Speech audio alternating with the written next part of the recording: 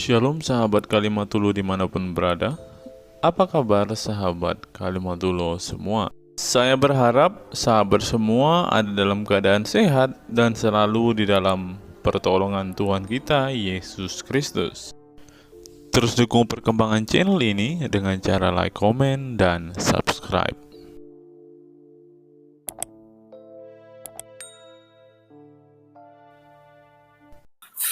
Oke, Bang Ahmad, kita ini kan sudah sering diskusi ya, Bang ya. Wah, Betul, Bang? sering apaan nih, Bang? Baru Kita dua sudah kali. sering baru 2 kali, seingat kita sudah sering, Bang. Anda ini bohong-bohong saja loh. Baru 2 kali, Bang. Oke, yang ingin saya tanyakan kepada Anda, kenapa Anda masih mengikuti orang yang sering berhalusinasi? Makasih Bang Tobias, makasih Bang. Menurut Anda Halusinasi. Muhammad itu sering berdelusi nggak dia? Sering halu nggak dia menurut Anda? Tidak. Oke, jadi menurut Anda ketika dia berkata bahwasanya nasi, makanan-makanan itu memuji-muji Allah, itu benar? Benar. Oke, gimana dia bisa tahu itu? Ya, kata Abang barusan itu tadi, bahwa semua makhluk itu bertasbih kepada Allah. Oke, jadi menurut Anda nasi goreng pun, ayam pun bertasbih memuji Allah ya? Makhluk, Bang, makhluk. Bahkan benda-benda mati, Bang. Kok bisa Anda bilang makhluk? Saya akan tunjukkan ya kepada Anda ayatnya di dalam Al-Quran. Aduh, betul-betul Anda. Sesungguhnya, sebentar ya. Bahkan mereka bisa mendengar makanan bertasbih loh, Pak. Saya balikan dulu kepada Anda. Oke. Ternyata kita harus ngobatin mereka ini memang harus ya pelan. Sungguh, ini Sahih Bukhari ya Bang ya, hadis riwayat Bukhari ya, 3579 nomornya. Sungguh, dahulu kami mendengar makanan bertasbih dalam keadaan sedang makan. Jadi mereka dengar itu makanan bertasbih. Subhanallah, subhanallah, subhanallah. Hop, subhanallah, subhanallah. Jangan pergi makan. Hop. Jadi waktu mereka lagi makan tuh Bang, mereka mendengar bahwasanya makanan itu bertasbih. Ingat, bertasbih itu bahasa Arab, bahasa Indonesianya itu memuja-muji, betul? Betul. Oke, jadi makanan sedang mengucapkan apa? Subhanallah, subhanallah gitu. Betul? Iya, betul. Betul. Jadi mereka dengar itu makanan lagi ngomong subhanallah, subhanallah. Enggak. Ini loh, kami mendengar. Kami itu siapa? Astaghfirullahaladzim. Baik, kita bacakan lagi. Oke, kita bacakan lagi. Dari Abu Dzar radhiyallahu anhu berkata, sesungguhnya aku menyaksikan Rasulullah SAW dalam sebuah halakah.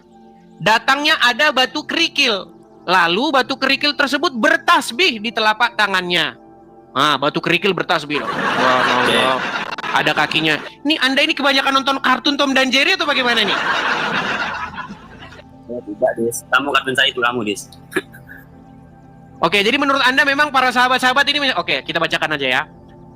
Lalu batu kerikil tersebut bertasbih di telapak tangannya. Bersama kami Abu Bakar, Utsman, dan Ali radhiyallahu anhu. Maka orang-orang berada dalam halaqah semua mendengar tasbihnya. Kemudian batu itu diberikan kepada Abu Bakar radhiyallahu anhu. Lalu batu tersebut bertasbih di telapak tangannya. Semua yang berada di halaqah mendengar tasbihnya.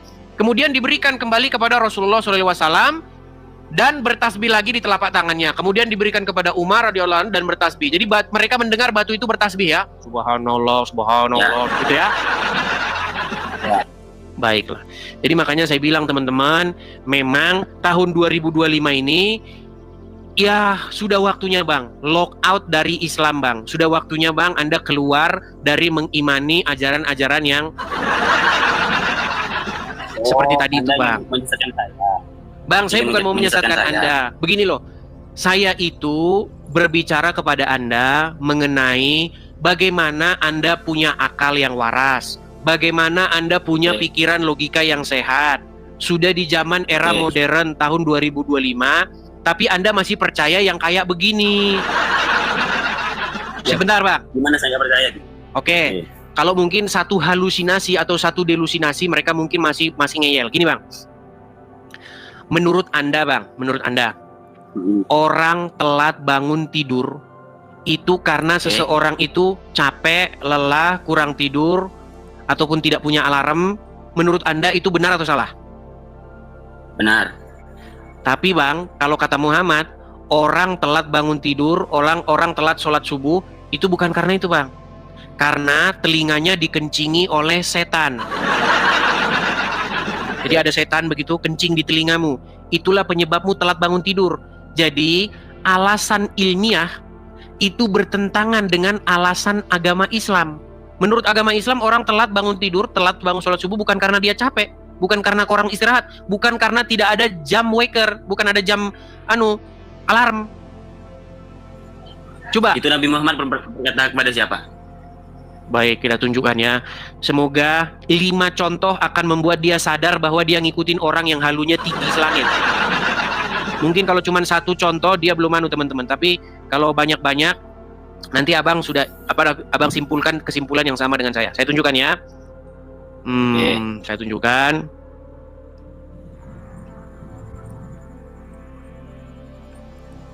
Kita tunjukkan ya Bang ya, hadis-hadisnya ya. Baik. Apa penyebab orang terlambat bangun sehingga dia tidak sholat subuh? Menurut alasan Muhammad seperti ini. Ya, bacakan ya Bang ya. Oke. Kelihatan ya Bang ya. Oke. Siap. Baik. Di dalam Sahih ya, Sahih nih, Sahih Bukhari ya. Abdullah bin Mas'ud radhiyallahu anhu meriwayatkan, disebutkan di hadapan Nabi tentang seseorang yang tidur semalam sampai pagi. Beliau bersabda, orang itu telah dikencingi setan kedua telinganya. Betul? Betul. Oke, menurut Anda Muhammad ini dia tukang halu atau memang betul omongan dia? Enggak, Nabi Muhammad itu mengkhususkan ke orang Islam apa ke semua manusia? Ya semua manusia lah. Katanya tadi nggak bangun subuh, itu berarti dikencingin oleh setan. Yang subuhan siapa? Menurut Anda setan kencing nggak? Saya tanya dulu, menurut Anda setan tuh kencing? Bisa? Buset, memang mereka sudah separah ini teman-teman. Baik, kita lanjutkan. Disebutkan kepada Nabi tentang seseorang yang tidur hingga pagi, matahari telah terbit sementara ia belum mengerjakan sholat fardu. Maka beliau bersabda, itu adalah orang yang dikencingi telinganya oleh syaitan. Betul? Betul. Syaitan. Baik. Jadi Muhammad ini teman-teman memang dia ahli persaitonan ya. Baik. Apalagi kata Muhammad tentang setan-setan ini. Jadi ketika ada bayi baru lahir,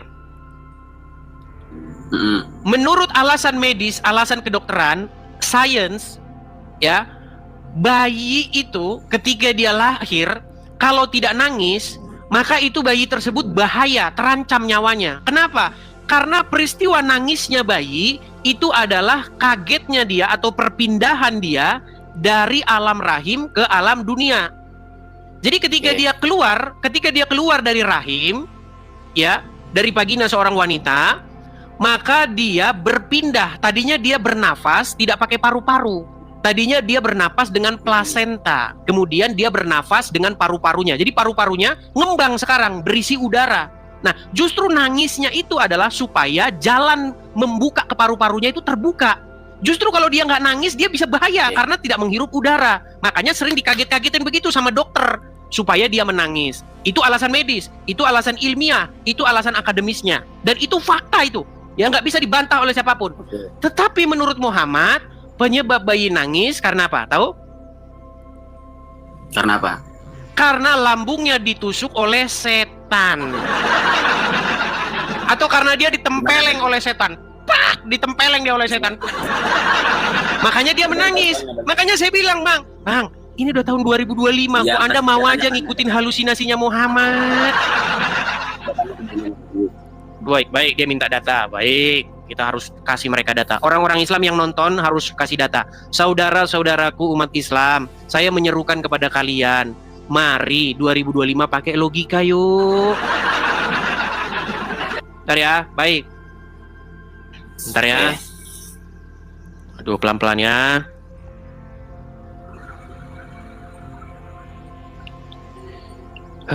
Kita harus tunjukkan kepada mereka teman-teman bahwasanya memang itu tertulis di dalam iman atau buku-buku mereka ya. Baik. Aduh. Sungguh luar biasa mereka ini. Oke. Nih ya. Pesantren Islam Al-Irsyad ya. Tanya Ustadz, tusukan setan pada bayi baru lahir di bulan Ramadan. Assalamualaikum ya Ustadz, ana mau tanya. Setiap bayi yang lahir akan menangis karena tusukan setan. Jika ada bayi yang lahir di bulan Ramadan, apakah setan akan tetap menusuk bayi tersebut? Sedangkan setan dibelenggu. Ah, ini udah penting Ustadznya ya juga ya. Kan bulan Ramadan setan-setan diikat, tapi kok bayi-bayi tetap nangis saja. Ah, ini kayaknya Nabi kita ini yang halunya tinggi. Baik, bacakan ya. Bacakan. Tidaklah seorang bayi dilahirkan kecuali setan menekan atau menusuknya, sehingga bayi itu akan berteriak menangis disebabkan tusukan itu. Kecuali Nabi Isa bin Maryam dan ibunya. Hadis riwayat Muslim. Baik, saya tunjukkan yang lain lagi. Kalau menurut yang hadis ini ditusuk, tapi ada juga yang ditempeleng. Perhatikan. Ditusuk ya. Sekarang kita buka hadis yang ditempeleng. Memang kalau Muhammad ini dia tahu banget teman-teman tentang bagaimana setan-setan itu. Dia tahu betul. Makanya dia sangat dekat dengan syaitan. Baik. Oke, kita tampilkan lagi ya. Mengapa bayi langsung menangis? Ini alasan menurut hadits ya. Lihat nih Bang ya. Saya nggak ngada-ngada ya. Saya nggak bisa bikin web-web begini Bang. Saya gaptek ya. Tangisan bayi yang baru lahir telah dijelaskan dalam Islam melalui sejumlah hadis. Ya, dikatakan. Kita bacakan hadisnya ya Bang ya. Kita bacakan. Baik. Dari Ibnu mana sebentar ya. Nih, para sahabat menjawab, benar sekali wahai Rasulullah. Setiap manusia ketika dilahirkan oleh ibunya pasti dipukul oleh setan di kedua dadanya, kecuali ketika Maryam melahirkan anaknya. Lihatlah bagaimana seorang bayi yang berteriak nih. Nabi berkata, teriakan itu adalah akibat pukulan setan di kedua dadanya. Pertanyaan saya Bang. Saya balik dulu kamera saya Bang ya. Bang Fajar Ahmad. Bang Fajar, ini udah tahun 2025 kan? Ya. Era sudah modern kan? Peralatan-peralatan, teknologi sudah canggih kan, betul? Masih percaya Bang sama yang kayak gini-ginian? Masih percaya? Percaya? Astagfirullahaladzim. Aduh. Orang-orang kayak kamu itu, Dis, sudah ada pada zamannya Rasulullah saat Rasulullah Mi'raj. Ya sudah lah Bang. Dan apa kata Bible? Kata Abu Bakar? Apa kata Abu Bakar? Seandainya ada cerita Rasulullah yang lebih tidak masuk akal dari ini, maka saya akan tetap percaya. Abu Bakar bilang begitu. Umar bin Khattab bilang begitu. Ya, mungkin saya salah. Umar bin Khattab aja nggak percaya sama Muhammad. Ketika Muhammad hendak meninggal, Muhammad itu pernah meminta secari kertas. Dia ingin menuliskan sesuatu. Memang ada dalam sebuah hadis. Bahkan itu Ahmad Dhani pernah mengutip itu. Ahmad Dhani pun sama dia bengaknya. Dengarkan. Jadi pernah ada sebuah video. Saya pernah nonton itu video Ahmad Dhani. Dia bercerita begini. Ada seseorang yang meragukan Rasulullah, menertawakan Rasulullah. Terus katanya Umar ibnu Khattab mencabut pedangnya, langsung dibelah orang itu jadi dua. Dalam hati saya, emang dulu nggak ada polisi ya? Apakah Muhammad, Umar bin Khattab, mereka itu hidup di tengah-tengah masyarakat yang barbar, nggak ada hukum, sehingga orang main belah-belah aja? Emang bambu gitu, pisang dibelah-belah?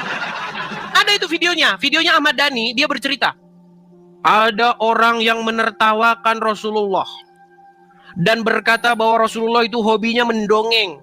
Lalu Umar bin Khattab bilang seperti yang Anda katakan, sekalipun Rasulullah bercerita apapun, saya akan mempercayainya. Ini latar belakang ketika Muhammad bercerita Isra Mi'raj. Kata Muhammad, pada waktu itu dia melakukan perjalanan di malam hari. Dalam satu malam, katanya dia naik buruk. Buruk itu adalah sebuah kuda yang ada sayapnya. Kalau Anda main God of War, tahu ya, Pegasus tahu? Pernah main God of War nggak? Game? Nggak pernah. Oke, di situ ada yang namanya kuda bersayap. Itu kalau terbang itu. Nah, konon katanya Muhammad naik buruk. Secepat kilat. Begitu kan? Orang-orang zaman dulu saja, zaman dulu, mereka udah waras. Muhammad itu memang kena gangguan. Ada sesuatu memang di diri dia. Orang zaman dulu saja udah tahu itu. Tapi kata Umar bin Khattab, barang siapa, kalau Muhammad berkata apa saja, saya akan tetap percaya. Lalu ada orang yang ledekin, katanya gini, coba, angkat kakimu satu. Diangkat kakinya. Angkat kakimu satu lagi. Jatuh dia. Lalu dicabutlah pedang oleh Umar bin Khattab, dibelahlah orang itu jadi dua. Saya pernah nonton videonya Ahmad Dhani seperti itu. Saya mikir, Ahmad Dhani ini sekolah apa enggak gitu. Bang, tidak ada sebuah masyarakat terbentuk tanpa ada hukum di situ. Kalau masyarakatnya mungkin cuma 3 orang, begitu ya mungkin nggak ada hukum karena mereka aja. Tapi kalau sudah ada pasar, sudah ada komunitas, itu pasti sudah ada hukum. Makasih Kak Popi. Sudah ada hukum, Bang.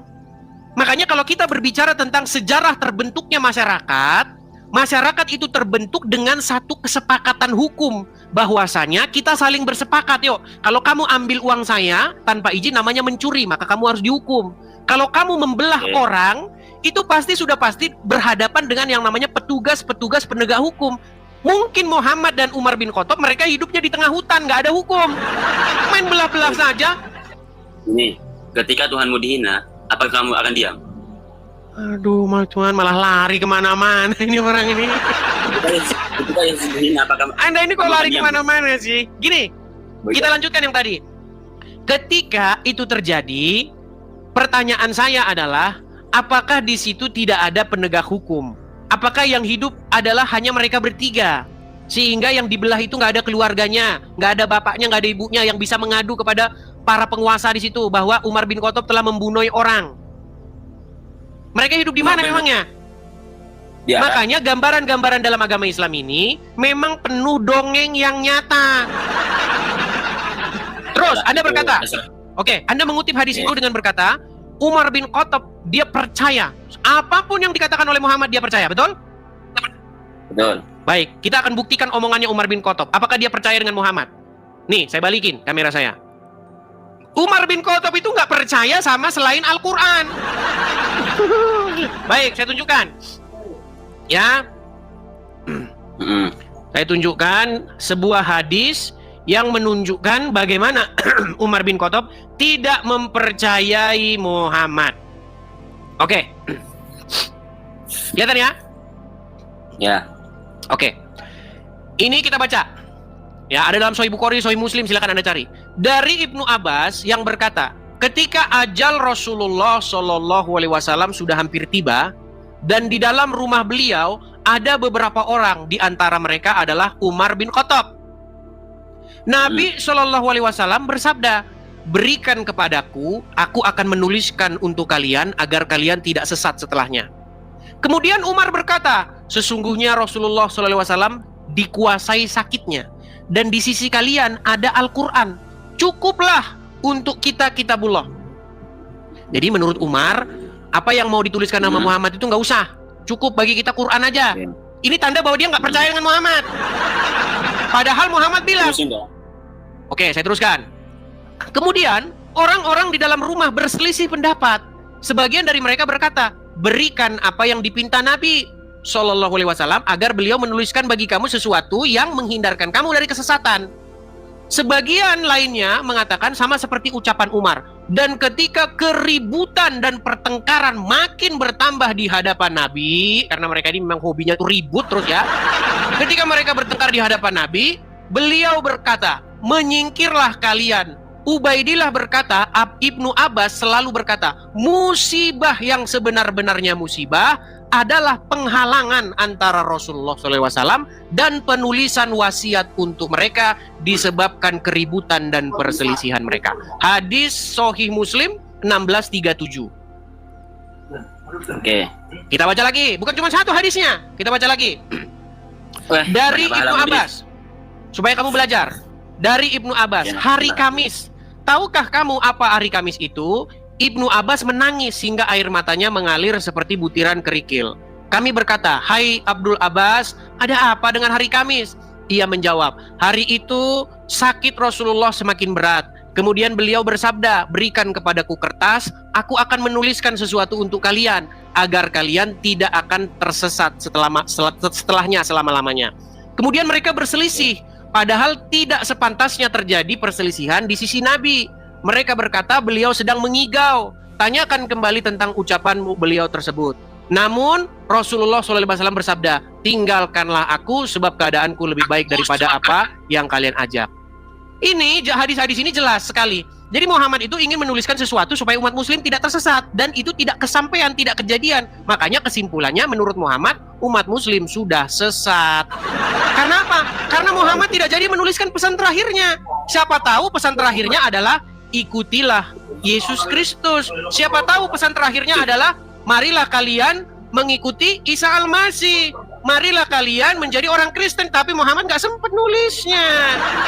Betul? Itu tulisan yang ada di pikiranmu, Dis. Oke, kalau begitu dia mau nulis apa? Saya balikin dulu kameranya. Ya. Apa yang mau dia tulis sehingga dia katakan bahwa itu akan membuat kalian tidak sesat? Ya nggak tahu saya, Dis.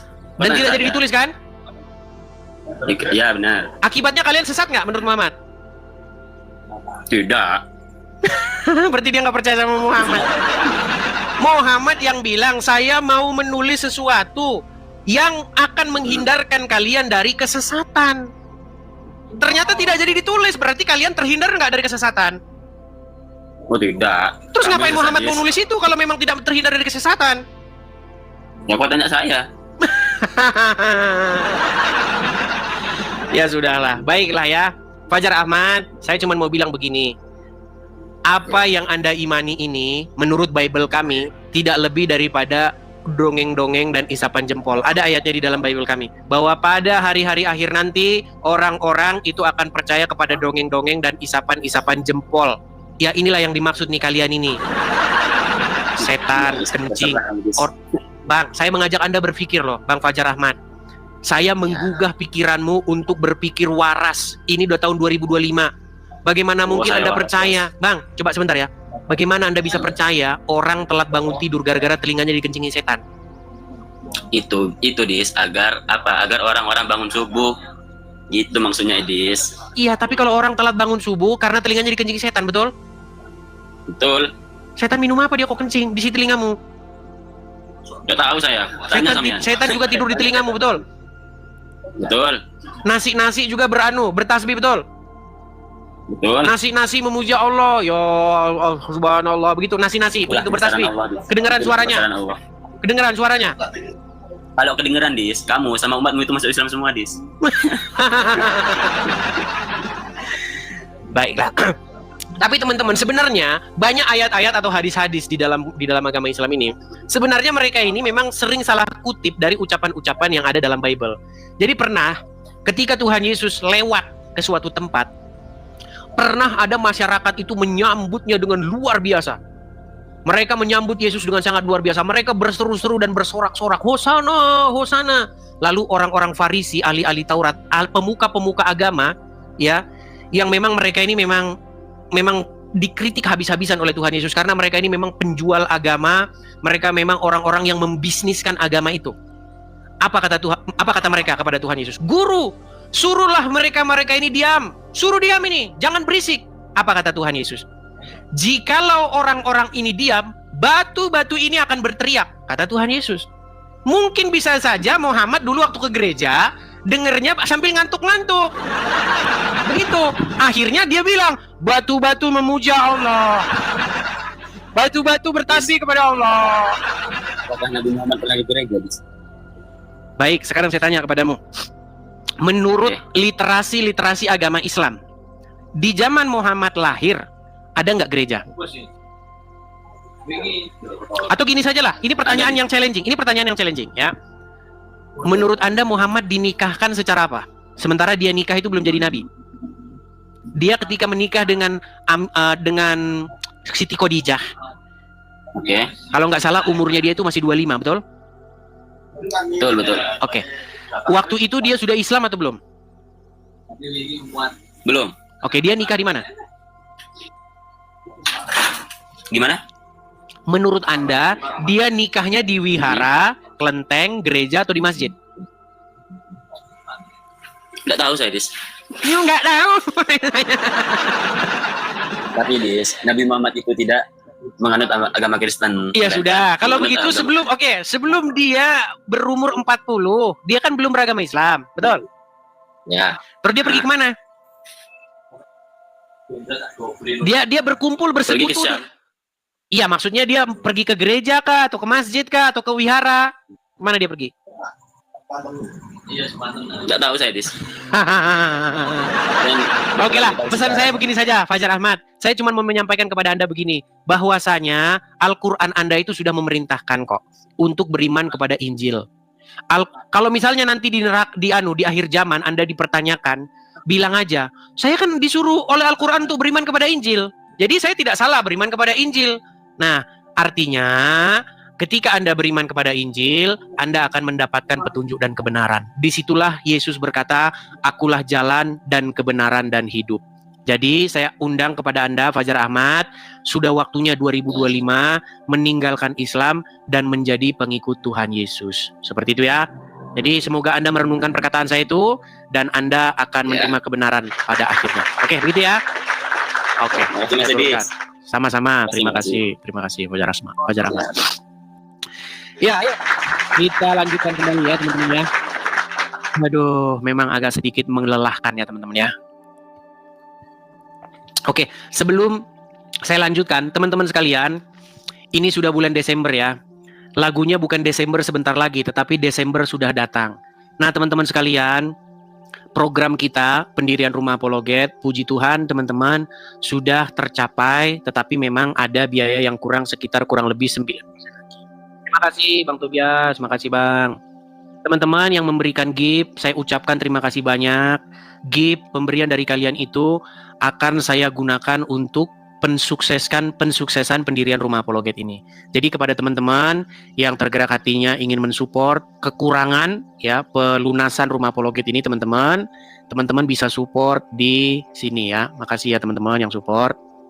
Ini teman-teman, kalau teman-teman ada berkat berlebih ya, teman-teman bisa support di sini. Kita ada kolekte pembangunan Rumah Apologet yang sebenarnya sudah tahapnya sudah jual beli, tinggal serah terima saja teman-teman, tetapi ada dana yang kurang sekitar 9%.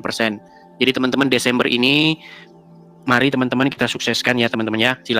Silakan teman-teman tangkap layarnya, screenshot layarnya biar teman-teman tidak kehilangan ya nomor. Itu atas namanya saya teman-teman, Edi Sidabutar.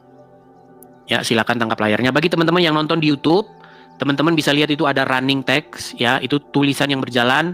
Teman-teman juga bisa support melalui itu. Ada Zelle, ada PayPal, ada Bank BRI juga di situ. Oke, kita lanjutkan kembali ya. Teman-teman silakan tangkap layarnya dulu. Makasih Bang Toyo, makasih. Teman-teman saya ucapkan makasih ya. Terima kasih Bang Gunadi, terima kasih.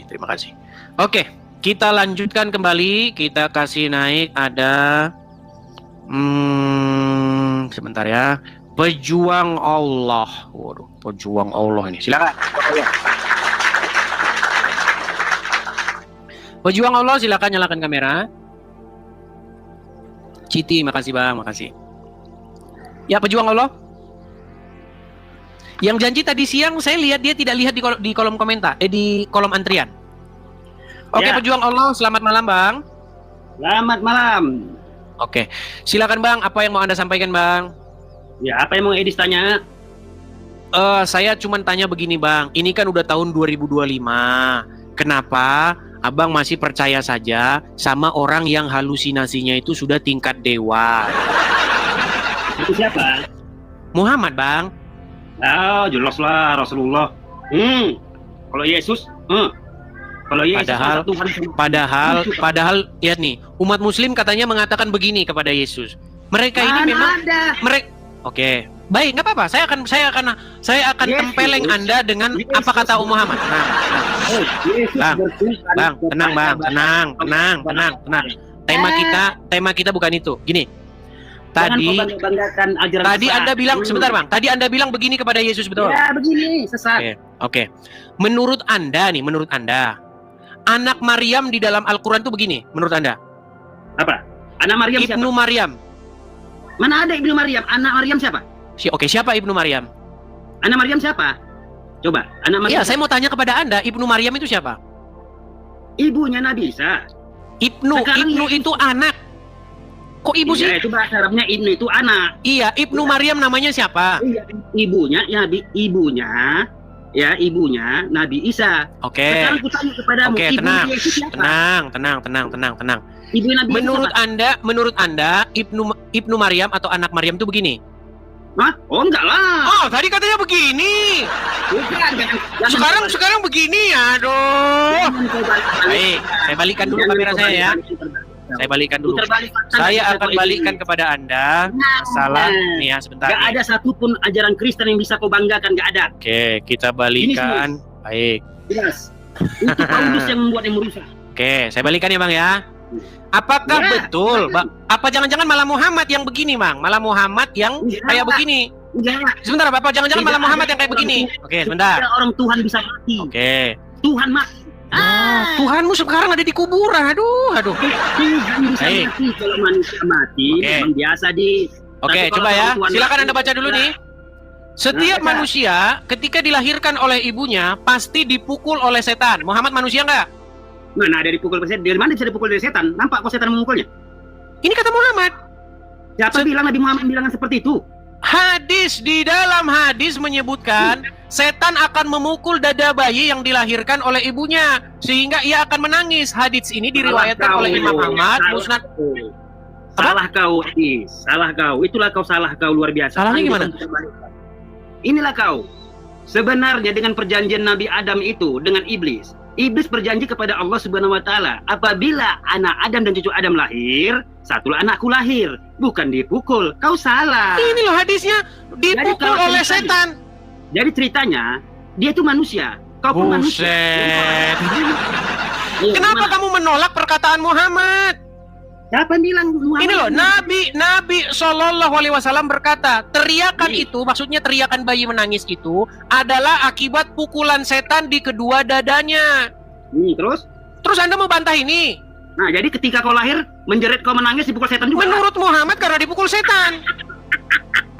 Jadi cuman kau lahir yang tidak dipukul setan menurut Muhammad kecuali ketika Maryam melahirkan anaknya. Yang tidak dipukul oleh setan hanyalah Isa putra Maryam menurut Muhammad. Nah, sementara Muhammad sendiri dipukul setan nggak? Sekarang tanya sama kau ini.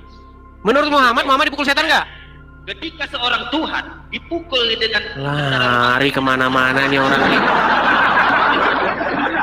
Apakah menurut Muhammad dia dipukul oleh setan? Kalau dibilangnya itu kata Muhammad, Nabi Muhammad yang bilang, oke, dibenarkan. Oke, berarti Muhammad dipukul setan nggak? Oke, dibenarkan. Oke, Isa dipukul setan nggak? Dipukul dengan ciptaannya. Sebentar, Isa dipukul oleh setan nggak? Isa dipukul oleh setan nggak? Siapa? Isa putra Maryam, anaknya Maryam dipukul setan nggak? Nah, ada tertulis di situ. Coba kau baca dulu. Setiap manusia ketika dilahirkan. Oke, coba kau baca ini. Coba kamu yang baca. Bacalah. Kau baca. Setiap manusia ketika dilahirkan oleh ibunya pasti dipukul oleh setan di kedua dadanya, kecuali ketika Maryam melahirkan anaknya. Nah, jadi apa? Yang dilahirkan siapa? Ya anaknya Maryam. Iya. Oke. Sementara Muhammad ketika dilahirkan dia dipukul setan nggak? Ketika Muhammad dilahirkan dia dipukul setan nggak? Oke. Kalau itu bilang Nabi. Oke, berarti siapa yang begini? Coba. Siapa yang begini berarti? Itu makhluk halus biasa. Enggak, yang begini berarti siapa yang begini? Dilahirkan. Tadi kau bilang. Saya balikan dulu kamera saya. Sebentar. Tadi kau bilang Muhammad begini. Sementara Yesus begini. Sementara menurut Muhammad yang begini. Gimana? Memang berat, saudara. Itu juga. Suaramu malah nggak jelas loh. Kalau kamu pakai efek ketawa gitu, suaramu malah nggak kedengeran. Betul, bukan nggak jelas. Sekarang aku tanya samamu, ketika Tuhan, kalau dipukul tentara Romawi gimana caranya? Oke, sementara ketika Tuhanmu diracun oleh wanita gimana? Ketika Tuhanmu diracun oleh wanita dan sampai sekarang masih di kuburan gimana? Diracun? Bagaimana bisa meracun? Dan Loh, diracun itu. Tuhanmu Muhammad itu diracun sama wanita. Gimana sih? Yang diracun anggur asam itu Yesus. Oke, kalau misalnya saya tunjukkan nanti Muhammad diracun oleh perempuan Yahudi, kata Ustadz Abdul Somad gimana? Apanya? Kata Abdul Somad. Saya tunjukkan kepada kamu. Mana datanya? Oke, baik, saya tunjukkan ya. Baik, kita akan tunjukkan kepada mereka sumber-sumber yang tertulis di dalam kitab-kitab mereka sendiri. Macam mana? Bingung aku Oke, jadi. baik. Kalau betul seorang Tuhan, ya, Yesus seorang Tuhan, aku loncat dari gedung. Oke, baik. Ke bawah. Saya akan tunjukkan kepada Anda bagaimana Muhammad itu Tuhan Anda diracun. Jadi Tuhannya orang Islam mati diracun. Baik. Sana. Baik. Jangan mengada-ngada Oke, kau. tapi dengarkan ya. 30 detik, oke? Bisa mendengarkan 30 detik? Kau buat marah lu di Yohanes saja kau. Bisa dengarkan 30 detik nggak? Edis. Bisa dengarkan 30 detik nggak? Apa silakan? Baik, coba dengarkan ya, dengarkan. Sakit Rasulullah SAW semakin parah, lalu kemudian kata Nabi kepada Aisyah, apa kata dia? Ya Aisyah, wahai Aisyah, ma'azalu ajidu alamat ta'am, terasa di dalam sakitnya makanan yang kumakan waktu di Khaybar. Ini dalil bahwa dia mati diracun. Ini dalil bahwa dia mati diracun. Tuh, itu dalil bahwa Tuhanmu mati diracun. Di mana mengatakan? Ya. Sekarang begini. Sekarang di mana kalau kau bilang Nabi Muhammad itu Tuhan? Di mana mengatakan? Baik. Saya akan tunjukkan. Saya tidak perlu berdebat dengan Anda untuk menunjukkan. Saya tunjukkan kutipan. Mau saya putarkan nggak? Mau saya tunjukkan nggak? Putarkan. Baik. Siapa yang membilang Nabi Muhammad Tuhan? Baik. Saja. Siapa yang mengatakan Muhammad itu Tuhannya orang Islam? Sebentar. Dengarkan saya. Selanjutnya, dia menantang saya untuk mengatakan kepada seluruh umat muslim bahwa Nabi Muhammad adalah roh. Wahai umat muslim, percayalah bahwa Nabi Muhammad itu adalah roh kita. Percayalah bahwa Nabi Muhammad adalah roh kita. Tuh, itu satu orang ya. Satu. Apakah hanya satu orang yang mengatakan Muhammad itu robnya umat Islam? Coba dengarkan ini lagi. Dengarkan. Silakan. Baik, dengarkan. Belum berdebat dengan Edis TV, Tasik Ngaji akui Muhammad adalah Rob. Rob itu artinya Tuhan. Dan orang Islam itu mengakui bahwa Muhammad itu Robnya. Ya, yang terakhir yang mengakui Muhammad itu Robnya, bahkan sebelum berdebat dengan saya adalah orang ini. Nabi Muhammad bisa dikatakan roh. Nah, Muhammad robnya orang Islam. Terus lagi, mau saya tunjukin. Mau 10, saya tunjukin. 10 lawan debat saya yang mengakui Muhammad robnya umat Islam. Stop dulu. Aku sekarang menanya kepadamu. Di mana di Al-Quran mengatakan Nabi Muhammad itu Rob dan Tuhan? Silakan. Ini ya, Jadi menurut Anda ini ngaco semua ini, lawan-lawan debat saya ini. Boleh ya teman-teman Oke. yang di bawah. Buka Quran surat Yusuf ayat 23. Silakan. Teman-teman yang di bawah, kita bongkar edis tipu-tipu ini sekarang. Oke, silakan. Buka Quran surat Yusuf ayat 23. Silakan. Surat Yusuf Ayat 23. Bentar. Sedangkan para ini sudah mengakui semua bahwa Muhammad itu memang robnya umat Islam. Sungguh nekat yang nyata. Nih. Dengarkan nih, dengarkan. Ini Quran. Diam dulu. Agama apakah yang robnya adalah mayat? Kami Agama apa? Islam. Sambil nunggu dia. Rekam, bagikan, klik share dan bagikan. Tapi nanti kalau aku tanya kali, kau harus jawab dan anak sendiri. Jawab. Agama apakah yang robnya adalah mayat? Kami Agama apa? Islam. Agama apa yang robnya adalah mayat? Islam. Nah, silakan. Oh, itu pendebat senior itu lawan saya itu, pendebat kawakan. Ini seniormu ini. Nah, silakan buka. Ya. Surat Yusuf ayat 23, silakan. Untuk membuktikan 23. bahwa Muhammad itu robnya umat Islam. Silakan. Oke, bentar ya. Bismillahirrahmanirrahim. Dan perempuan, ya, surah Yusuf ya. Dan perempuan yang dia, Yusuf, tinggal di rumahnya menggoda dirinya dan dia menutup pintu-pintu, lalu berkata, marilah mendekat kepadaku. Yusuf berkata, aku berlindung kepada Allah. Bongkar kau iblis, ya. Biar orang Kristen tak tertipu sama kau, ya. Sudah jelas? Sungguh tuanku telah memperlakukan aku dengan baik. Oke, siapa di situ tuanku? Sesungguhnya orang-orang yang zalim itu tidak akan beruntung. Mana di situ Muhammad? Oke, siapa di situ tuanku? Siapa di situ tuanku? Zaman Nabi Yusuf tidak ada masuk. Suaramu tidak jelas. Kau tidak usah ketawa-ketawa, suaramu tidak jelas. Siapa di situ tuanku? Tuanku siapa di sini? Ya, siapa di situ? Sini Nabi Yusuf membilangkan. Iya, siapa tuannya Nabi Yusuf di situ? Nabi Yusuf. Iya, siapa tuannya Nabi Yusuf di situ? Dengar baik-baik ya. Ulangkan sama kau. Dan perempuan yang dia Yusuf tinggal di rumahnya menggoda dirinya. Ini perempuan siapa? Orang kafir ini. Dan dia menutup pintu lalu berkata, marilah mendekat kepadaku. Kata si perempuan tadi dengan Nabi Yusuf. Udah. Yusuf berkata, aku berlindung kepada Allah. Wah, berlindung dia. Dan sungguh tuanku. Oke, siapa tuanku di situ? Siapa tuanku di situ? Tuanku siapa? Bukan Nabi Muhammad. Iya, siapa? Siapa di situ? Tuanku itu. Siapa? Dia ini kan budak. Iya, siapa di situ? Kerajaan itu. Ya tuannya. Iya, Bukan siapa? tuan. Namanya siapa? Kau tahu arti edis tuan sama tuan? Oke, bahasa Arabnya apa di situ? Nah, tuan sama adis. Iya, bahasa tuan. Arabnya di situ coba cek dulu. Apa bahasa Arabnya tuan di situ? Bahasa Arab dicek di sini. Apa? Coba. Walama balagha asyud yadahu. Sekarang ku tanya sama kau. Coba silakan dicek. Dicek dulu bahasa Arabnya tuan di situ. Ayo kita diskusi yang baik ya, silakan. Dicek bahasa Arabnya. Jangan. Udah malu kau? Udah malu? Kalau kamu masih terus mau diskusi, coba periksa kata tuanku di situ bahasa Arabnya apa? Dengar teman-teman di bawah ya. Teman-teman di bawah ya. Ini baru turunkannya saya nih. Ini dah ketok nih malu nih. Jadi kamu mau menunjukkan tidak bahasa Arabnya tuan di situ? Sekarang saya tanya samamu, tidak ada Bahasa Arabnya tuan di situ apa? Orang kafir. Dengar kau dulu. Nabi Yusuf ini adalah budak orang kafir dulunya. Iya. Di situ ada kata-kata tuanku, betul? Tuanku itu siapa? Oke, bahasa itu kan bahasa Indonesianya. Betul? Bahasa Arabnya apa di situ? Di sini udah bacakan sama kau tadi. Iya. Coba baca lagi, coba. Coba baca. Enggaknya, Dis. Kalau punya ilmu tuh jangan dibawa ketek. Pejuang, silahkan kamu bukakan di situ apa bahasa Arab daripada tuanku di situ, coba. Kalau Islam di bawah ketek. Baik, kalau kau tidak mau jawab, kau di bawah sana, duduk di bawah sana. Dari tadi saya suruh kamu baca bahasa Arabnya tuanku di situ, yang bahasa Indonesia itu, cek bahasa Arabnya apa. Di situ bahasa Arabnya Robbi. Aduh.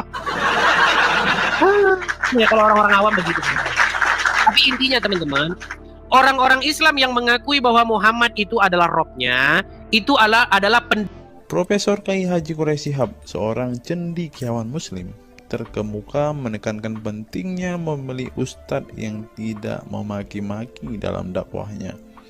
Quraisy Shihab mengingatkan bahwa dakwah adalah ajakan kepada kebaikan yang harus disampaikan dengan cara yang baik pula.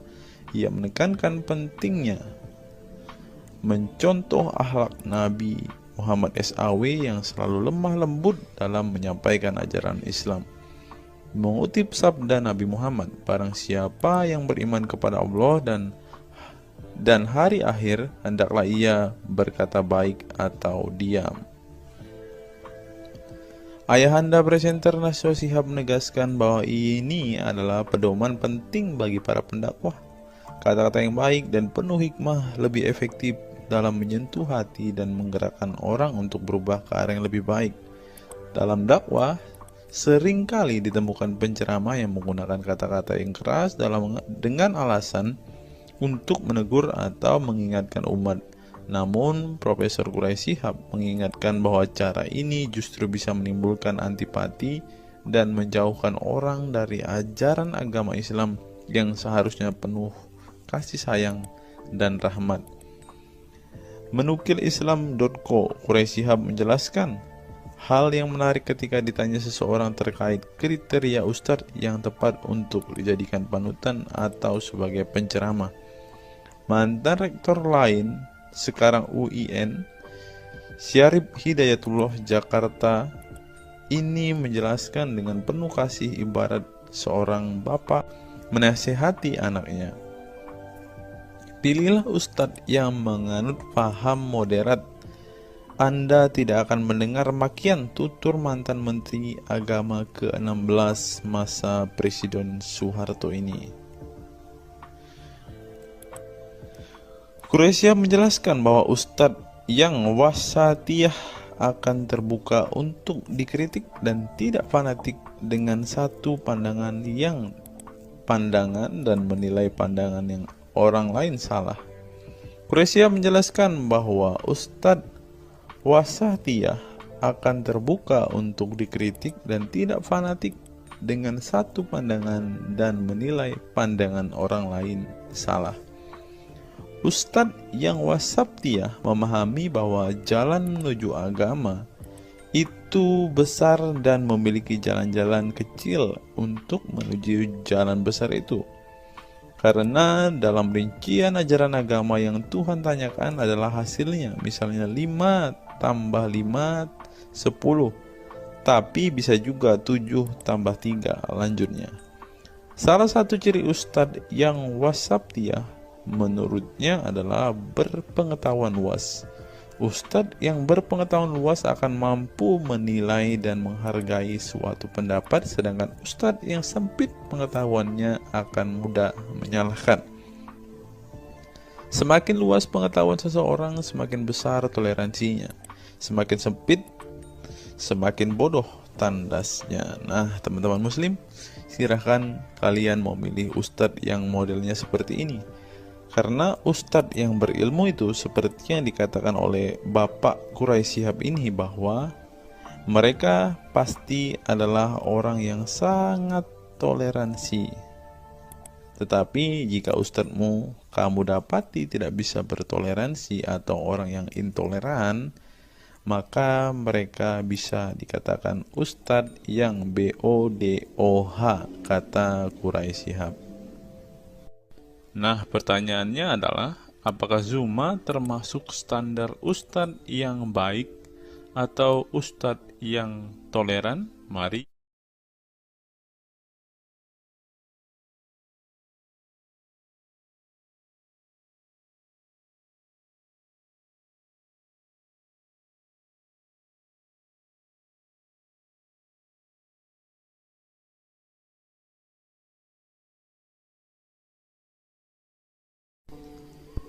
Google, mengapa Rasulullah disebut sebagai nabi penutup? Apa alasannya? Alasannya mengapa Nabi SAW disebut Rasul terakhir adalah karena Allah SWT telah menunjukkan langsung sebagai penutup para nabi dan rasul. Hal ini tercantum dalam Al-Quran yang merupakan firman Allah. Di sini dituliskan, mengapa Muhammad atau Nabi SAW disebut Nabi terakhir? Mari kita baca ya. Katamul Anbiya merupakan salah satu julukan Nabi Muhammad yang berarti penutup para nabi, sesuai dengan firman Allah SAW dalam surat Al-Ashab ayat 40 yang berbunyi, artinya Muhammad itu sekali-sekali bukanlah bapak dari seorang laki-laki di antara kamu, tetapi dia adalah Rasul Allah dan penutup nabi-nabi, dan adalah Allah Maha mengetahui segala sesuatu.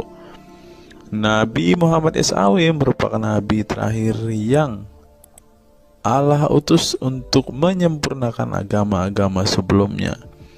Al-Quran merupakan kitab Allah yang menyempurnakan kitab-kitab sebelumnya, sehingga tidak perlu ada kitab lain karena Al-Quran merupakan kitab Allah yang menyempurnakan kitab-kitab sebelumnya, sehingga tidak perlu ada kitab lain karena Al-Quran sebagai kitab terakhir.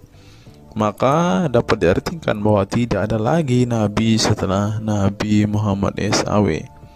Nabi Muhammad SAW sebagai Nabi terakhir juga didukung dengan dalil lainnya, yaitu surat Al-Sab 61 ayat 6. Dan ingatlah ketika Isa bin Maryam berkata, "Hai Bani Israel, sesungguhnya aku adalah utusan Allah kepadamu, membenarkan kitab sebelumku, yaitu Taurat, yang memberikan kabar gembira dengan datangnya seorang Rasul yang akan datang sesudahku yang namanya Ahmad dalam tanda kurung Muhammad.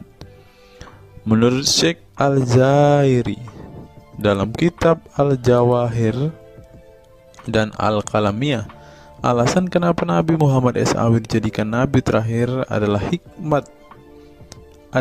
hikmah terputusnya para Nabi itu untuk menyeru umat manusia agar beribadah kepada Allah, menunjukkan mereka ke jalan yang lurus dalam urusan kehidupan duniawi dan ukhrawi, memberitahu kepada mereka tentang hal-hal yang tidak dapat dicapai oleh penglihatan mereka, dan memberitahu keadaan yang pemikiran mereka belum sampai, dan menetapkan dalil yang meyakinkan serta menghilangkan syubhat keserupaan yang tidak benar. Adapun hubungan dakwah Nabi Muhammad SAW dengan nabi-nabi terdahulu ialah terbangun atas dasar sebagai penguat dan penyempurna dakwah nabi-nabi sebelumnya. Oleh karena itu, semua para nabi selalu dibangun atas dasar dua pondasi utama, yaitu akidah, syariat, dan akhlak. Dari segi kaidah, dari segi akidah, semua ajaran yang dibawa oleh para nabi mulai dari Nabi Adam alaihissalam sampai Muhammad SAW adalah sama. Tidak ada beda antara nabi satu dengan nabi yang lainnya. Semuanya mengajarkan keimanan terhadap keesaan Allah SWT, yaitu dengan membersihkan dari segala sifat yang tidak layak baginya, dan mengimani adanya hari kiamat serta adanya surga dan neraka. Maka dari itu, semua para nabi menyerukan kepada kaumnya masing-masing antara dasar iman kepada Allah, dan semua para nabi setelahnya saling membenarkan ajaran yang telah dibawa oleh para nabi sebelumnya. Adapun dari segi syariat yang mengatur tatanan kehidupan masyarakat dan individu terhadap perbedaan dalam metode dan kuantitasnya antara satu nabi dengan yang lain. Hal itu disebabkan karena syariat tersebut dalam ranah pelaksanaan, bukan sebuah pengabaran seperti akidah. Perkembangan zaman dan perbedaan bangsa yang satu dengan bangsa yang lainnya turut mempengaruhi syariat mereka satu sama lain.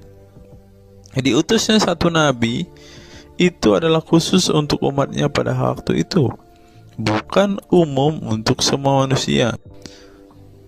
Sebuah hukum syariat terbatas dalam ruang lingkup yang sempit sesuai dengan umatnya pada waktu itu secara khusus. Nah, dari bagian pertama ini kita mengetahui teman-teman mengapa Rasulullah ini dikatakan sebagai nabi penutup, karena Rasulullah juga mengajarkan kepada keesaan Allah, teman-teman. Nah, seperti yang terus di sini, semuanya mengajarkan keimanan terhadap keesaan Allah SWT, yaitu dengan membersihkan dari sifat segala yang tidak layak baginya dan mengimani adanya hari kiamat dan adanya surga dan neraka. Salah satu alasan mengapa Rasulullah disebut sebagai nabi penutup adalah ini, teman-teman. Mari kita lihat fakta berikutnya. Menurut kumparan, teman-teman, alasan mengapa Rasulullah SAW disebut nabi terakhir, teman-teman, mari kita simak ya. Saya berharap teman-teman tidak bosan mendengar setiap fakta-fakta yang kita bukakan ini, karena dengan melihat fakta-fakta ini setidaknya kita belajar, teman-teman, dan dapat memaklumi mengapa sih saudara-saudara muslim kita itu sangat-sangat menjunjung tinggi Rasulullah, teman-teman. Mari kita simak. Nabi Muhammad SAW adalah nabi yang ke-25 dalam Al-Quran. Sebagai umat Islam, kita diwajibkan mempercayai bahwa tidak ada rasul lain setelah kematian Nabi Muhammad SAW. Sebenarnya, mengapa Nabi SAW disebut Rasul terakhir? Bukan tanpa alasan Allah SWT memilih Nabi Muhammad SAW sebagai Rasul terakhir, sehingga kita dilarang untuk mempercayai bahwa adanya Rasul setelah Nabi Muhammad SAW meninggal dunia, bahkan sampai memiliki cara pandang berbeda dengan beliau. Nah, jadi teman-teman kita, saudara-saudara kita tidak percaya ada Nabi setelah Nabi Muhammad, teman-teman. Terlebih ada yang Nabi yang membawa ajaran-ajaran yang berbeda dari apa yang diajarkan oleh Rasulullah. Berikutnya, alasan dibalik Nabi Muhammad SAW disebut Rasul terakhir. Nabi Muhammad SAW ditunjuk menjadi Rasul terakhir Allah SWT dan mendapatkan Al-Quran yang merupakan kitab sempurna dari kitab-kitab sebelumnya. Nah, mereka percaya juga kitab mereka adalah kitab yang paling sempurna. Karena kitab-kitab sebelumnya tidak sempurna, maka disempurnakan oleh Al-Quran, teman-teman. Artinya, wahyu yang sudah diterima Nabi Muhammad SAW sudah terputus sejak beliau meninggal dunia. Ibnu Katsir menjelaskan, ini merupakan nikmat Allah Subhanahu wa Ta'ala yang terbesar atas umat ini. Allah Subhanahu wa Ta'ala telah menyempurnakan untuk mereka agama mereka, sehingga mereka tidak lagi membutuhkan agama selain agama mereka. Mereka tidak pula membutuhkan nabi selain nabi mereka. Oleh karena itu, Allah Subhanahu wa Ta'ala menjadikannya sebagai penutup para nabi. Allah Subhanahu wa Ta'ala mengutus beliau kepada manusia dan kepada jin. Nah, jadi teman-teman, Rasulullah juga bukan hanya dikirim kepada umat muslim, kepada manusia-manusia yang percaya dan memutuskan untuk memeluk agama Islam saat ini, ternyata juga kepada para jin, teman-teman. Allah Subhanahu wa Ta'ala berfirman, artinya Muhammad itu sekali-kali bukanlah bapak dari seorang laki-laki di antara kamu, tetapi dia adalah Rasulullah dan penutup nabi-nabi, dan adalah Allah Maha mengetahui segala sesuatu. Dikutip dari buku situs-situs dalam Al-Quran oleh Syarifuddin Al-Fikri, para ahli bahasa memberikan makna terhadap kata ma dalam surat Al-Ahzab ayat 40 dengan al-istitsaku wal ma'u, yang artinya memastikan dan menolak sesuatu. Sehingga Al-Quran menyebutkan bahwa Nabi Muhammad SAW sebagai khatam an-nabiyin, artinya pasti tidak ragu beliau seorang nabi terakhir dan menolak orang mengaku di kemudian hari. Adapun alasan dibalik Nabi Muhammad SAW sebagai Rasul terakhir dijelaskan oleh Syekh Al-Zairi dalam Al-Jawahir Al-Kalamiyah. Sebenarnya Nabi kita Muhammad dikatakan sebagai penutup para nabi itu hanya karena sesungguhnya hikmat terputusnya para nabi itu menyeru umat manusia agar beribadah kepada Allah, menunjukkan mereka ke jalan yang lurus dalam urusan kehidupan duniawi dan ukhrawi, memberitahu kepada mereka tentang hal-hal yang tidak dapat dicapai oleh penglihatan mereka, dan memberitahu keadaan yang pemikiran mereka belum sampai, dan menetapkan dalil yang meyakinkan serta menghilangkan syubhat-syubhat keserupaan-keserupaan yang tidak benar.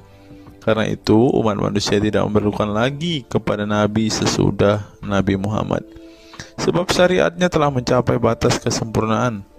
Dan dari alasan inilah tampak jelas tentang rahasia terusnya beliau untuk seluruh umat manusia, dan keberadaan beliau sebagai manusia yang paling utama dalam segi fisik serta halaknya.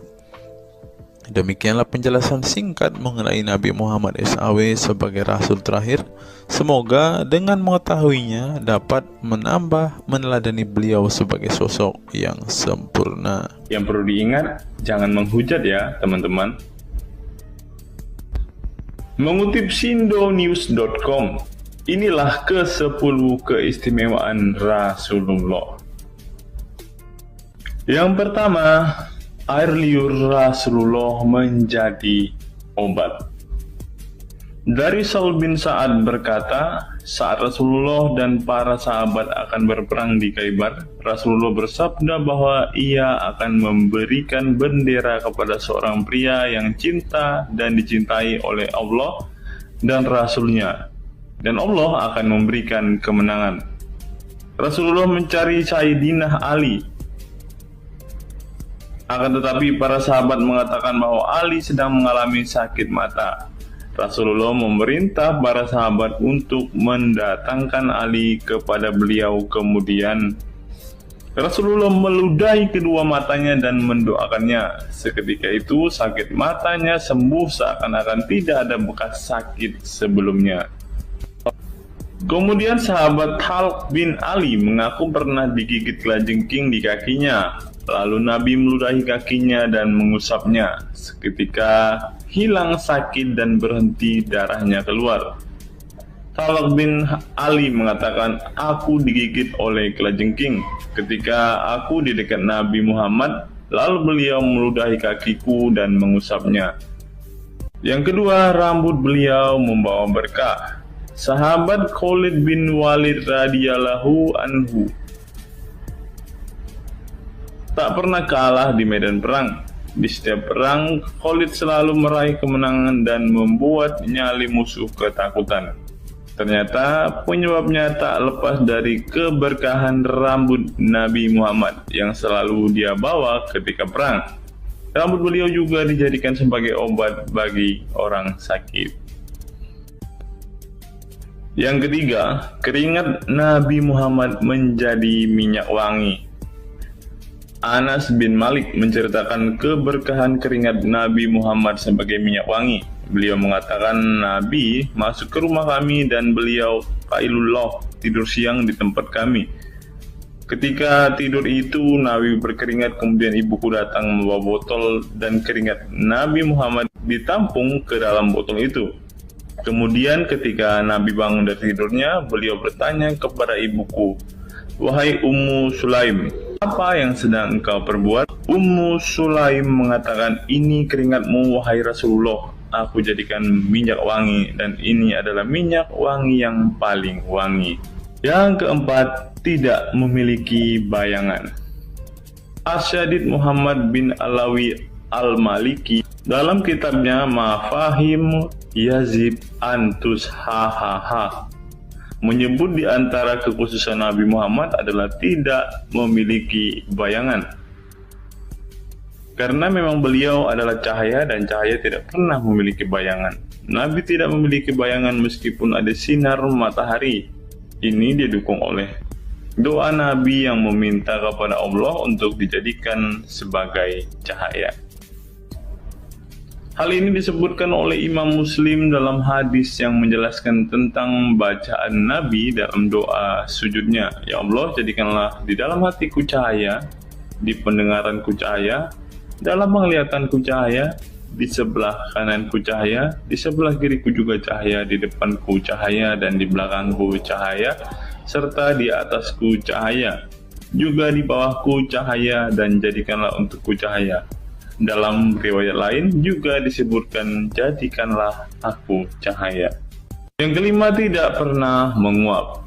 Dalam kitab Al-Qashais Al-Kubra, Imam Asyuyuti menyebutkan riwayat Nabi Muhammad yang sepanjang hayat tidak pernah menguap. Ditakris oleh Imam Al-Bukhari dalam kitabnya Al-Tariq dan juga Ibnu Abi Saibah dalam Musannafnya, dan dari Isa Ibnu Sa'ad dari Yazid bin Al-Asham, beliau berkata bahwa Nabi Muhammad tidak pernah menguap sama sekali. Yang keenam, hati beliau tidak pernah tidur.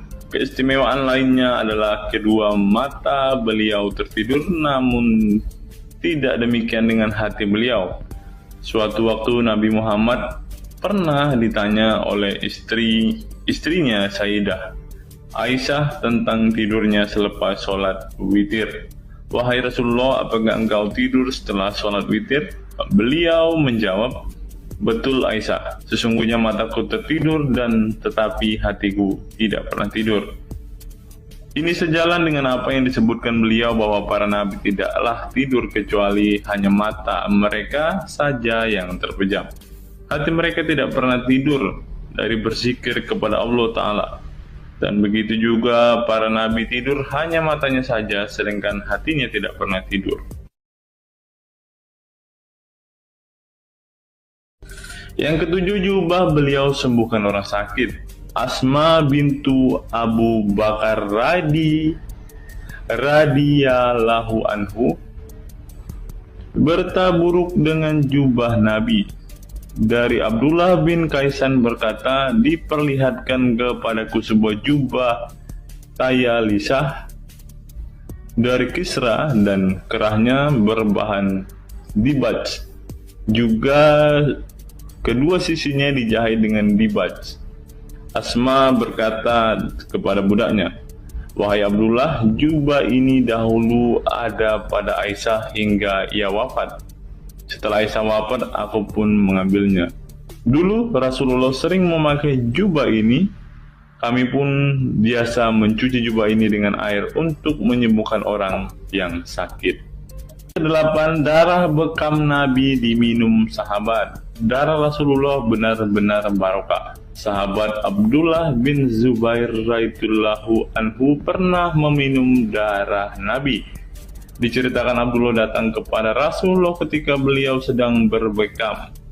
Setelah Rasulullah selesai, maka beliau memberikan darah berbekam itu sambil berkata, "Pergilah dan sembunyikan darah ini dari manusia." Maka aku pergi dan meminum darah itu. Selepas itu aku mendatangi Rasulullah kembali. Lalu Rasulullah bertanya, "Apa yang kamu lakukan?" Abdullah menjawab, "Aku sudah sembunyikan darah itu di tempat yang tidak boleh dilihat oleh manusia." Baginda Nabi berkata lagi, "Jangan-jangan kamu telah meminumnya?" Beliau menjawab, "Ya, aku telah meminumnya, wahai Rasulullah." Setelah meminum darah itu, Nabi Muhammad berkata kepada Abdullah, "Sungguh engkau telah menjaga dirimu dari api neraka." Yang ke-9, tidak pernah ihtilam atau dalam tanda kurung mimpi basah. Ihtilam adalah keluarnya air mani karena sebab mimpi atau fantasi. Di Indonesia sering disebut dengan mimpi basah. Dan itu tidak pernah terjadi pada Nabi Muhammad. Dalam kitab hadis Al-Mu'jam Al-Kabir, Imam At-Tabarani mengeluarkan sebuah riwayat dari Ibnu Abbas bahwasannya Nabi Muhammad tidak pernah ihtilam atau mimpi basah. Yang ke-10 yang terakhir, teman-teman, dapat melihat dan mendengarkan ringkihan langit. Dari sahabat Abu Jar, Nabi Muhammad bersabda, "Sesungguhnya aku melihat apa yang kalian tidak lihat, dan aku mendengar apa yang kalian tidak dengar, ringkihan langit. Dan memang pantas langit bersuara ringkih, karena di setiap jarak 4 jari di langit ada malaikat yang menaruh keningnya dan sujud kepada Allah. Demi Allah, seandainya kalian mengetahui apa yang aku ketahui, kalian akan sedikit tertawa dan banyak menangis." Keistimewaan lain dari Nabi Muhammad disebutkan ketika beliau buang air tidak ada bekasnya sama sekali. Dalam kata lain, semua kotoran beliau ditelan bumi, tak sedikit pun yang tertinggal.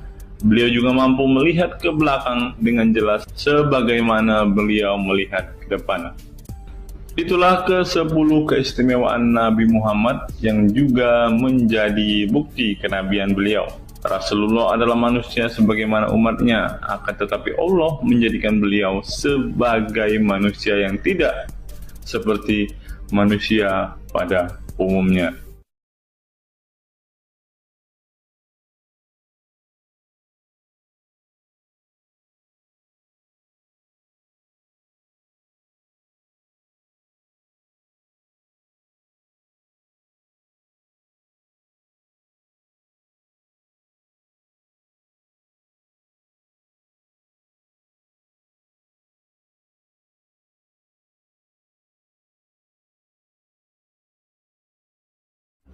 Hari ini kita akan menyimak sebuah kisah yang saya kutip dari sebuah artikel yang akan menggemparkan kita semua.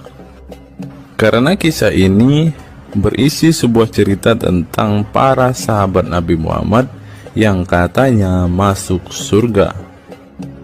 Bagaimana mungkin para sahabat ini bisa masuk surga? Sedangkan junjungan mereka sendiri pun tidak mempunyai kepastian surga. Seperti yang diungkap Bapak Quraisy Shihab berikut ini. Tidak benar, saya ulangi, tidak benar bahwa Nabi Muhammad sudah dapat jaminan surga.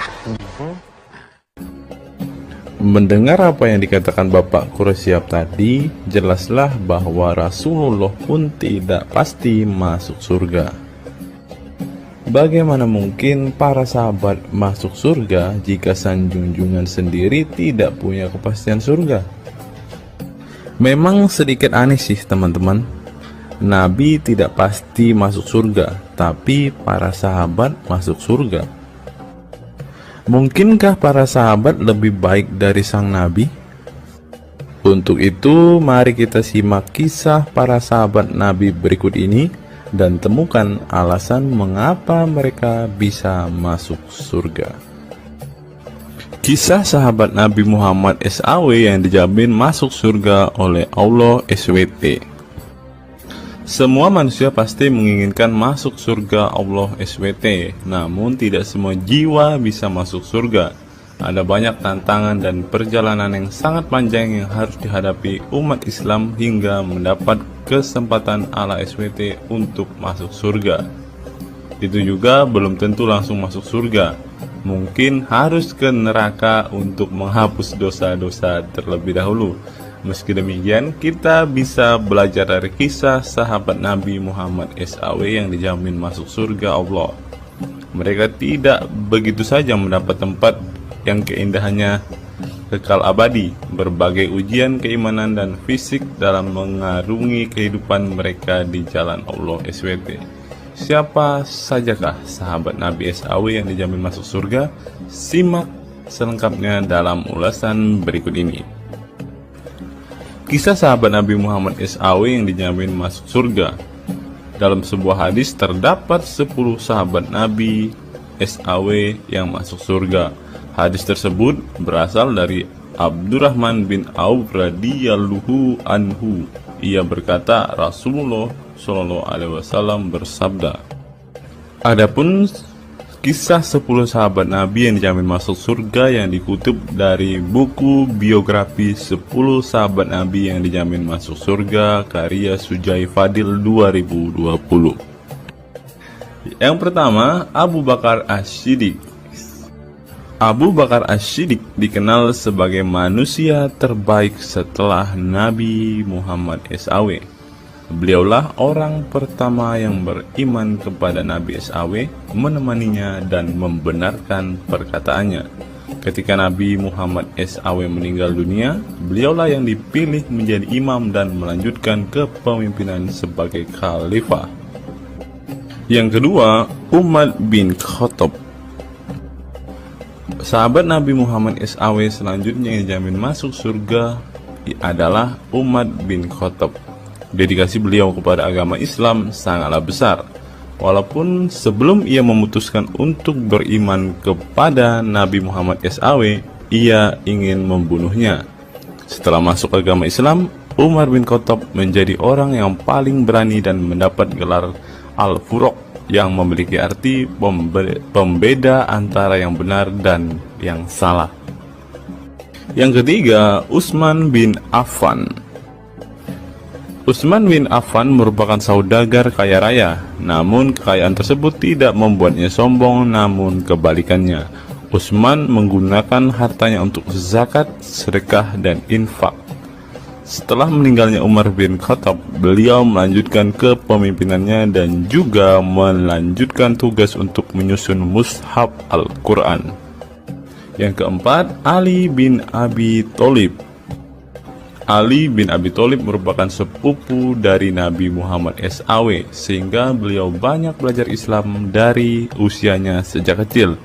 Ali bin Abi Thalib pernah ditinggal Nabi Muhammad SAW saat perang Tabuk untuk menjaga para wanita dan anak-anak. Setelah meninggalnya Utsman bin Affan, beliau meneruskan kepemimpinannya. Namun di masa kepemimpinannya banyak sekali pertentangan dan perpecahan kelompok dengan pemikiran masing-masing. Talhah bin Ubaidillah. Meski tak seterkenal para khulafaur rasyidin, namun beliau merupakan sosok perlindung bagi Nabi Muhammad dalam perang Uhud dengan menangkis anak panah dengan tangannya hingga kehilangan jari-jarinya. Selain itu, Talib bin Ubaidillah disanjung karena kebaikan hati dan sedekah beliau. Yang keenam, Zubair bin Awam. Zubair bin Awam merupakan orang pertama yang berani mencabut pedangnya di jalan Allah SWT saat ia menduga ada orang musyrik yang sewenang-wenang kepada Nabi Muhammad SWT. Perjuangannya untuk masuk ke Islam tidaklah mudah. Beliau sempat disiksa oleh pamannya sendiri agar tidak mengikut Nabi Muhammad SAW. Yang ketujuh, Abdurrahman bin Auf. Abdurrahman bin Auf merupakan seorang saudagar yang kaya raya. Walaupun seorang yang berlimpah harta, beliau banyak menggunakan hartanya untuk kaum muslimin. Ketika mendengar bahwa dirinya akan masuk surga, Abdurrahman bin Auf khawatir apakah layak masuk surga dan merasa dirinya bukanlah siapa-siapa. Yang kedelapan, Sa'ad bin Abi Waqqas. Sa'ad bin Abi Waqqas merupakan paman Nabi Muhammad SAW dari ibunya.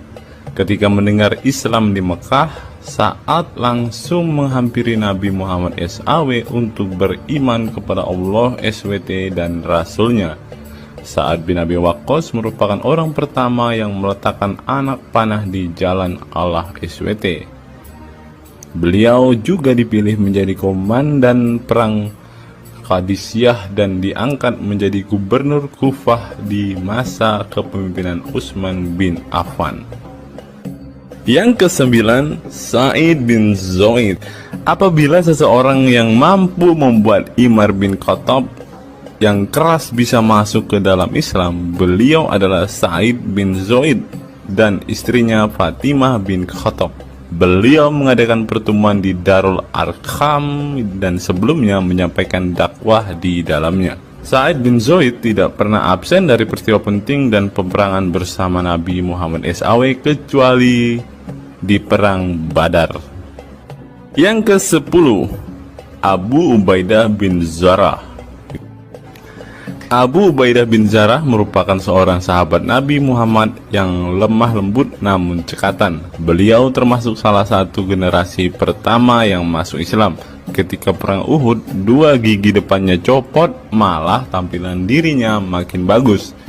Giginya ompong dikarenakan ia mencabut dua rantai yang masuk melalui lubang kancing topi besi di wajah Nabi Muhammad SAW karena terkena tebasan. Dari 10 kisah tadi, semua sahabat Nabi itu terkenal dengan perbuatan baiknya. Apakah standar umat muslim masuk surga adalah dengan berbuat baik? Perbuatan baik tentu tidak dapat menyelamatkan. Seorang ustadz pernah berkata seperti ini. Mengantarkan kita masuk ke surga, itu bukan amal perbuatan kita. Kita semua masuk ke dalam surga Allah kelak, itu lantaran mendapat anugerah dari Allah dan mendapat rahmat dari Allah. Jadi bukan karena amal ibadah kita. Apa tanggapan teman-teman setelah menyimak kisah ini?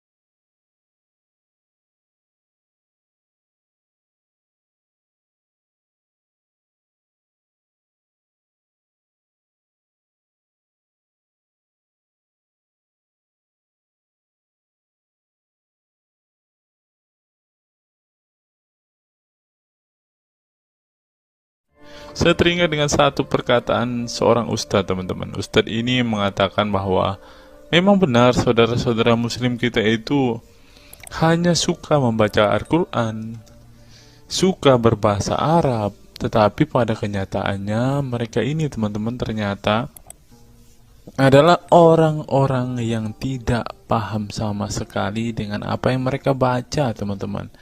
Dan akhirnya Ustadz ini mengatakan bahwa saudara-saudara muslim kita ini seperti keledai, teman-teman. Mari kita dengarkan apa yang disampaikan Ustadz ini. Kita bangga menghafal Al-Quran tapi tidak memahami Al-Quran. Senang mengulang berbahasa Arab tapi tidak mengerti bahasa Arab. suka membaca Al-Quran tapi tidak memahami maknanya. Akhirnya apa? Menjadi keledai di Indonesia.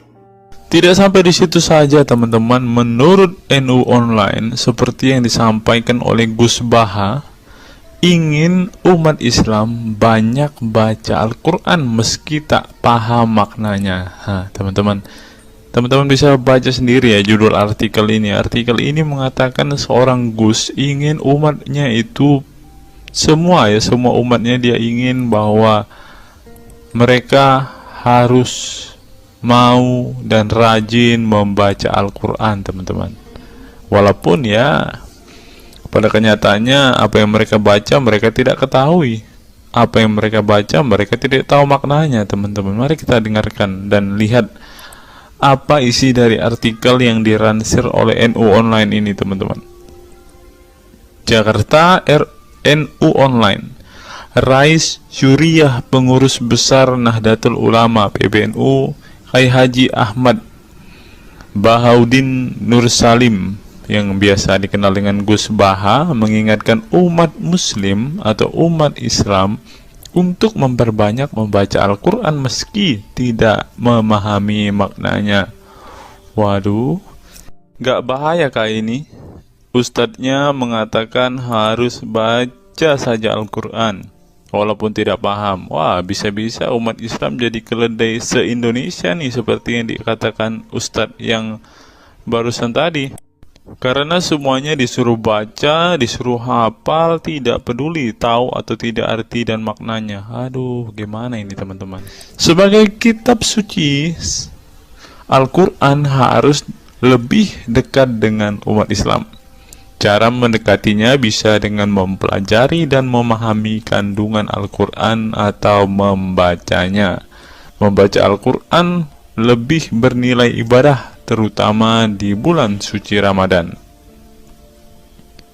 Saya paling sangat ingin di Ramadan ini banyak membaca Al-Quran, baik membaca secara qiraatan saja atau lebih jelasnya.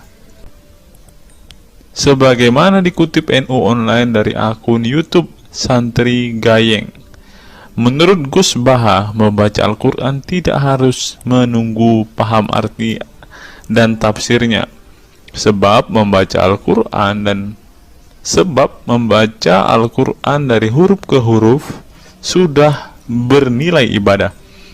Meskipun seorang yang membacanya itu tidak paham arti dan maknanya. Terlebih ketika membaca dan kemudian menjadikan isi Al-Quran sebagai bimbingan hidup. Gus Baha mencoba melogikakan orang yang membaca Al-Quran tetapi tidak memahami maknanya. Ia menjelaskan ketika seseorang membaca Al-Quran dan tidak paham maknanya, maka seseorang itu hanya menyibukkan diri dengan kalamullah. Hal ini menurut Gus Baha sesuatu yang baik. Tetapi Ustadz yang tadi mengatakan kalau hanya bisa membaca tetapi tidak ngerti maknanya, mereka sama dengan keledai di Indonesia. Nah, sekarang umat muslim bingung nih harus ngikutin yang mana, mau jadi keledai atau hanya menjadi pembaca tetapi tidak tahu apa-apa nih. Lanjut teman-teman. Efek dari kesibukan dengan kalamullah itu pasti tidak melakukan maksiat. Tetapi kalau kita melihat ya, kalau ada satu contoh kasus yang terjadi di pesantren kemarin kan teman-teman, di artikel yang kita baca sebelumnya, bahwa kejadian atau hal yang bersangkut paut dengan maksiat ini terjadi di dalam pondok pesantren, teman-teman. Bagaimana ini Gus Baha? Kalau Anda mengatakan bahwa ketika orang sibuk dengan membaca Al-Quran dengan kesibukan membaca kalamullah dan bisa terhindar dari melakukan hal-hal maksiat, tapi kok di pondok pesantren malah terjadi maksiat nih Gus Baha, bagaimana ini? Lanjut, saya beri contoh, meskipun membaca saja dan tidak paham artinya, itu tetap baik. Ada orang yang semalaman itu duduk bersama keluarga, ngobrol ringan tentang masa lalu, cerita lucunya atau lucunya anaknya. Pada malam itu ditulis oleh malaikat bahwa keluarga ini tidak maksiat, tidak dugem, tidak narkoba, dan tidak ke tempat maksiat. Jelasnya Gus Baha mengatakan keberkahan dari seorang muslim atau muslimah menyibukkan diri bercengkrama bersama keluarga, asik guyon dengan teman dan tetangga adalah tidak melakukan maksiat dan tidak macam-macam, apalagi jika saat itu membaca Al-Quran. Hal ini sesuai dengan kajian ilmu usul fikih yang dipelajari Gus Baha dari Al-Makfurlah Kiai Haji Maimun Zubair. Dia menegaskan bahwa di antara kebaikan agama Islam adalah meninggalkan itu adalah pekerjaan yang tidak butuh modal. Gus Baha menjelaskan, apabila seseorang ingin mendapat pahala sholat, maka harus sholat. Kalau ingin mendapat pahala haji, maka harus haji. Namun ada kebaikan yang tidak perlu modal, yaitu meninggalkan kemungkaran. Caranya cukup meninggalkan hal-hal yang dilarang Allah. Cara meninggalkan kemungkaran bisa dengan bercengkrama dengan keluarga, baca Al-Quran, bercanda dengan teman, dan hal positif lainnya. Sehingga kalau ada orang yang tanya, kenapa baca Al-Quran meskipun tidak paham itu dapat pahala? Satu, karena itu kalamullah. Kedua, sebagai kebaikan itu adalah meninggalkan kemaksiatan. Meninggalkan itu bisa dilakukan dengan hal-hal mudah. Ini pentingnya ngaji. Saya ngaji usul fikih dengan Kiai Haji Maimun, abahnya Gus Yasin, katanya. Gus Baha mengaku sejak kecil ia sudah terbiasa membaca dan mempelajari Al-Quran, bahkan hingga saat ini. Kebiasaan Gus Baha mempelajari Al-Quran yang berlangsung puluhan tahun ini membuatnya memiliki kecintaan yang mendalam dengan kitab suci yang diturunkan kepada Nabi Muhammad itu. Ia juga membaca banyak literatur klasik maupun modern untuk memahami Al-Quran. Kemudian melakukan diskusi dengan banyak pakar Al-Quran dari berbagai daerah dan negara tentang berbagai tema. Tetapi syukur-syukur bacanya Al-Quran itu paham. Artinya paham sesuai dengan kapasitas masing-masing. Saya mulai kecil hingga sekarang masih ngaji Al-Quran, masih belajar, juga masih terus mencari ilmu. Ucap pengasuh pondok pesantren Tahfidzul Quran LP3 IA Rembang, Jawa Tengah itu. Nah teman-teman, setelah mendengarkan apa yang dikatakan Ustadz Munzir Situmorang dan juga Gus Baha ini, taulah kita sekarang mengapa ketika ada debater Islam yang berdebat dengan saudara-saudara apologet Kristen kita, mereka tidak paham sama sekali dengan Quran mereka, dengan hadis mereka, karena ya seperti ini teman-teman. Membaca Al-Quran, menghafal Al-Quran itu adalah sebuah ibadah bagi kepercayaan mereka teman-teman. Walaupun mereka tidak paham apa yang mereka baca, walaupun mereka tidak mengerti sama sekali apa yang mereka baca teman-teman, yang penting dibaca saja, itu adalah sebuah amal baik.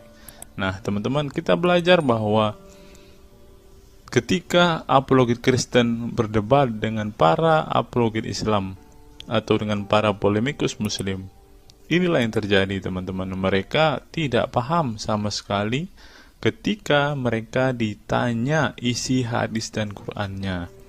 Karena pada intinya atau pada kenyataannya, seperti pengakuan dua ustadz ini tadi, bahwa memang benar umat muslim itu hanya senang membaca, hanya suka membaca, hanya suka mengimani, tetapi tidak paham sama sekali dengan apa yang mereka baca dan imani teman-teman. Sebagai contoh teman-teman, kita kalau melihat perdebatan antara Gurunda Zuma dengan apologet Kristen ya, ketika Zuma ditanyakan ayat-ayat Al-Quran atau hadis-hadisnya, Zuma pasti tidak pernah menjelaskan ayat dan hadis itu teman-teman. Alasannya ya kita tahu ya, sekarang ternyata memang Zuma pun ternyata hanya hafal, hanya suka membaca, tetapi tidak paham dan tidak mengerti sama sekali dengan apa yang mereka baca dan hafalkan teman-teman. Ya, jadi kita bisa ambil kesimpulan bahwa orang-orang model seperti ini sama seperti keledai di Indonesia, seperti yang diungkapkan oleh Ustadz Munzir Situmorang tadi, teman-teman.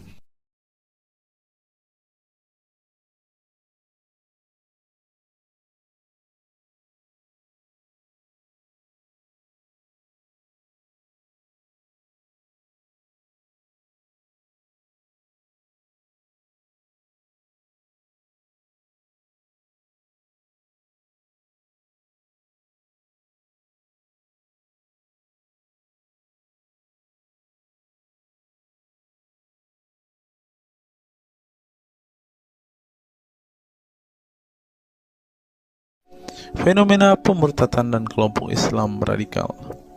Sejumlah sarjana Islam mengemukakan hukuman seorang murtad adalah hak prerogatif Tuhan, bukan wewenang manusia. Masalah pemurtadan selalu menjadi isu penting dalam sejarah wacana keislaman. Dalam Islam, tindakan atau sikap seseorang muslim meninggalkan agama Islam, baik dengan perkataan maupun dengan perbuatan, disebut dengan ridah atau irtidad dalam bahasa Arab. Dan orang muslim yang melakukan tindakan ini disebut murtad. Nah, seperti yang dikatakan oleh Yakut tadi, teman-teman, dengan mengatakan toa itu seperti gonggongan anjing, dia sudah murtad, teman-teman. Itulah sebabnya saudara-saudara muslim menganjurkan dia untuk istighfar dan mengucapkan 2 kalimat syahadat kembali. Lanjut. Seorang dikatakan murtad belum tentu mereka pindah atau konversi ke agama baru. Bisa juga mereka kemudian memilih untuk tidak beragama, menjadi sekuler, ateis, agnostik, dan lain sebagainya. Masalah pemurtadan ini bukan hanya diskursus dan fenomena eksklusif dalam Islam saja, tetapi juga dalam agama-agama lain. Ya, ada banyak pendapat di kalangan sarjana muslim tentang status ridah dan bagaimana seharusnya memperlakukan seorang murtad. Ada yang berpendapat ridah adalah masalah kepolitikan, bukan masalah teologi keagamaan, sehingga orang yang keluar dari Islam murtad tidak perlu dikenai hukuman apapun, termasuk hukuman pembunuhan. Karena itu akan bertentangan dengan doktrin Islam dan Al-Quran yang menggaransi kebebasan bagi seseorang untuk beriman dan beragama atau tidak beriman dan tidak beragama. Bagi mereka, sejarah hukuman pembunuhan bagi orang-orang yang keluar dari Islam lebih mengacu pada fenomena dan alasan sosial politik belaka. Dengan kata lain, kata murtad bagi mereka mengacu pada pengertian pembangkangan politik ketimbang pemberontakan teologis. Tak ada konsensus mengenainya. Tetapi ada pula yang berargumen bahwa masalah pemurtadan adalah masalah teologi keagamaan, sehingga orang yang mendeklarasikan diri keluar dari Islam harus dihukum bunuh seperti yang dipraktikkan oleh generasi Islam pasca wafatnya Nabi Muhammad. Menariknya, sejumlah sarjana Islam terkemuka, baik klasik maupun kontemporer, baik Sunni maupun Syiah, sebut saja seperti Muhammad bin Ahmad al-Saraki, Abu al-Walid al-Baji, Ibrahim al-Naqi, Ibnu al-Human, Buharuddin al-Mahinani, hingga Ali Goma, Husin Ali Mutazir, Zafir Ahmad Gamidi, dan Torik Ramadan menyatakan tidak ada konsensus dari para ulama tentang hukuman bunuh bagi seorang murtad. Mereka juga menegaskan bahwa hukuman seorang murtad adalah hak prerogatif Tuhan, bukan wewenang manusia. Nah, sekarang kalau kita melihat, ada seorang ustadz mengatakan, siapa namanya itu, Abdul Somad, bilang bagi yang murtad darahnya halal. Nah, gimana ya dengan Abdul Somad ini, teman-teman? Dia sudah tidak menghidupi apa yang diajarkan oleh pendahulu-pendahulunya, teman-teman. Lanjut, masalah sejarah dan fenomena pemurtadan dalam Islam ini dengan baik dikupas oleh Abdullah Said dalam Freedom of Religion, Apostasy and Islam, atau Taha Jabir Al-Wani dalam Apostasy in Islam, A Historical and Scriptural analisis. Tulisanku ini tak bermaksud membahas secara lebih dalam dan detail tentang pemurtadan ini, tetapi ingin menyajikan sejumlah fenomena pemurtadan di kalangan masyarakat Islam kontemporer, di mana banyak orang-orang yang memilih keluar dari Islam bukan lantaran menghadapi peliknya masalah teologi keislaman misalnya, melainkan dikarenakan telah muak menyaksikan perilaku Islam itu sendiri, khususnya kalangan muslim ekstremis. Nah, ini juga yang buat saudara-saudara kita muslim murtad, teman-teman. Nggak tahu ya Abdul Somad termasuk orang yang Islam atau muslim yang ekstremis atau enggak ya, karena dia bilang siapa yang murtad darahnya halal. Bisa jadi Somad salah satu Islam ekstremis. Berikutnya, faktor trauma. Bagi kelompok Islam militan konservatif, pemurtadan adalah tindakan haram dan kaum murtad harus dibunuh. Tetapi mereka tidak menyadari bahwa banyak kaum Islam yang memilih menjadi murtad justru karena mereka trauma dengan perilaku brutal kelompok radikal Islam itu sendiri.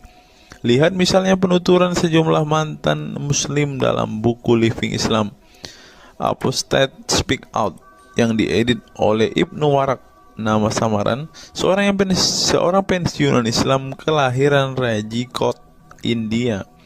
Dalam buku yang sangat provokatif ini, sejumlah ex-muslim bersuara keras memberi kesaksian tentang kebobrokan perilaku kelompok muslim radikal di negara-negara yang mayoritas berpenduduk muslim seperti Pakistan, Bangladesh, Aljazair, Iran, Afghanistan, dan lain sebagainya. Para penulis buku ini sebelumnya merupakan para sarjana aktivis muslim yang taat saleh sampai akhirnya mereka menyaksikan momen-momen mengerikan dalam hidup mereka hingga akhirnya mereka menyatakan goodbye pada Islam. Lihat teman-teman, mereka ini adalah saksi keekstriman Islam, teman-teman. Kini mereka memilih menjadi Kristen, agnostik, ateis, humanis, sekularis, free thinker, dan lain sebagainya. Setelah mendeklarasikan dari emoh pada Islam, mereka kemudian pada umumnya memilih tinggal di Barat, khususnya Amerika Serikat, Kanada, Eropa Barat, dan Australia. Karena kalau mereka tinggal di Arab ya pasti dipenggal, teman-teman. Sebagai suaka baru mereka dengan pertimbangan satu, masalah ketidakamanan jika mereka tinggal di negara asal mereka, sebab seorang yang pindah agama dihukumi murtad dan mereka itu bisa dibunuh. Nah, benar apa yang saya katakan tadi kan, teman-teman.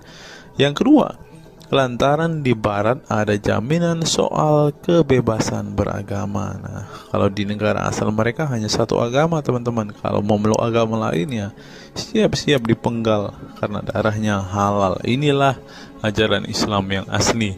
Berikutnya, buku yang ditulis oleh kaum murtad ini penting untuk disimak sebagai kritik tajam atas tindakan radikalisme agama yang dilakukan oleh,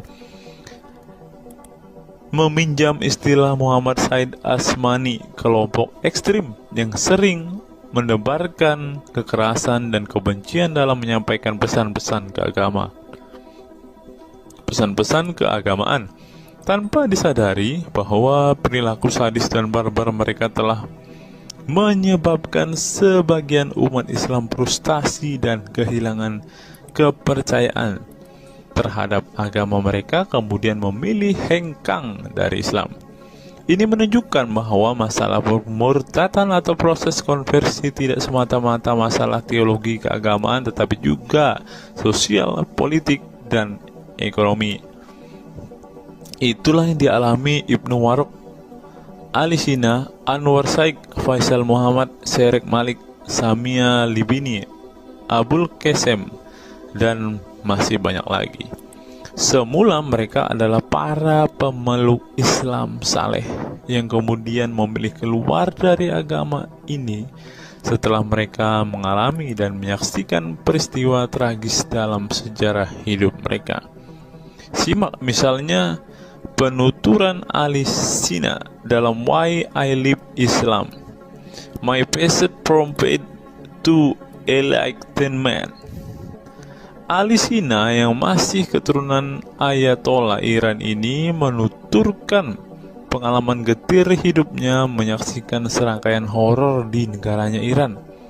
Dia mengatakan sejak Ayatollah Khomeini berhasil menggulingkan diktator Shah Reza Pahlavi pada tahun 1979, segera ia mengganti ideologi sekuler negara dengan ideologi Islami yang tunduk sepenuhnya pada otoritas Khomeini.